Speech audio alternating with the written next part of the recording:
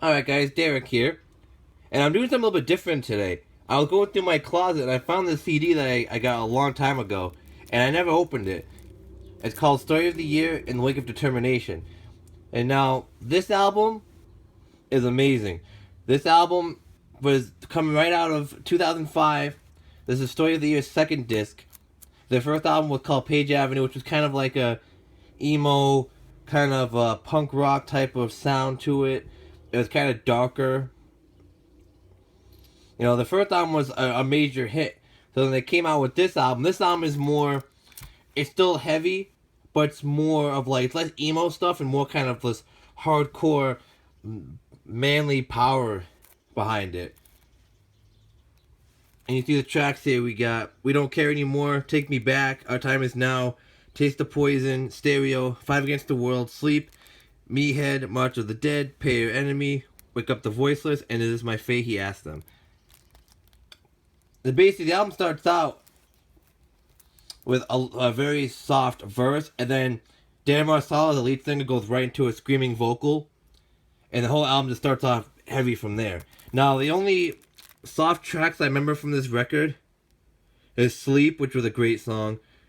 A very kind of cruise driving type of song you just listen to on the night when you're driving.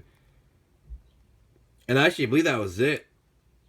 Yeah, that's pretty much the only kind of softer song on here, except for there's a bonus track at the end of Is This My Fate, and it's a very soft track as well. You can see the front of the album is very, ominous. Like you see, it's black and green. Got the singles, still show the singles right here. We Don't Care Anymore, Take Me Back. Take Me Back's a song basically about back in the day, when America wasn't afraid to fight wars and stuff, and going to the movies, basically being a kid and not having a care in the world. And then Our Time Is Now basically is about,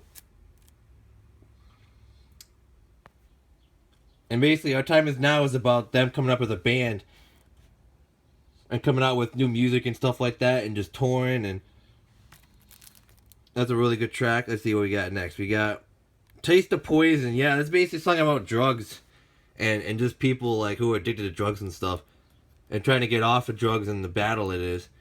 We got Stereo. Stereo is a song about the music industry, and I love this track because it's just basically a fuck you to the whole music industry. People just coming out with shitty records and stuff, for having only one good song and stuff, and it's a really good, probably one of the highlights of the album. Five Against the World is basically, again, about the band coming up as a band, and, it's just them against the world, making music and stuff, trying to make it a living. Sleep, again, as I was saying before, it's like a very omniscient track. It's very good. It's very atmospheric. You can really listen to it while you're driving. It's just, a really good cruise track. Meathead, this is a very, bravado track. The track is basically being a man, a very manly track. March of the Dead, again, it's kind of one of those. It's another heavier track, but it's mostly about, like, the music industry as a whole. Pay Your Enemy, another great song. One of the kind of punkier tracks on the album. Wake Up the Voiceless. It's kind of like, fighting for the weak, basically fighting for the weak, and, basically giving them a voice. And Is This My Fate, He Asked Them. It's basically about homosexuality and, being born, born being gay and all that stuff. And he's basically talking about, am I fated to go to hell just because I'm gay? It's kind of a religious track, kind of like a, track questioning religion and why people are judged because they're homosexual. And then you got the bonus track at the end. I forgot what it's called. It's like a very soft track, very pretty track to end it off. And that's basically like another omniscient track, another good driving track. It's basically about the future and if we know who we are or not as people.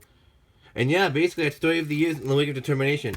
Great album, amazing record. It had heavy tracks. It had tracks about being a man. It had tracks about the music industry. This album actually didn't do as good as their debut album, but it was kind of a step in the right direction, musically, because they got a lot heavier on this beast. And I remember they came out with the Black Swan after that, which was another very heavy but more philosophical album. And then they came out with The Constant after that. We haven't really heard of anything from Story of the Year in a while, and I know they're making a new album, but they haven't really put anything else out since The Constant. That was 2010, so other than that acoustic album they put out, but But yeah, other than that, they haven't really put anything else. But yeah, it's the story of the year, and the Wake of Determination. Probably my favorite album from these guys, actually. The album is just amazing from front to back. I haven't listened to it in a while, so I had a little bit of a trouble reviewing it. But I figured I'm gonna start doing CD reviews, guys. If you like them, if people watch them, I'll keep doing them. If not, I'll stop, or I'll do a music channel eventually. But I just wanted to do a review of this album because I found it in my closet. I've had it for like a year now. I think it's unopened. I'm not gonna open it because I like having them unopened. For now. Maybe I'll unbox it later or something. But right now, that's the review, guys. Hope you guys enjoy it, and I'll see you guys in the next one.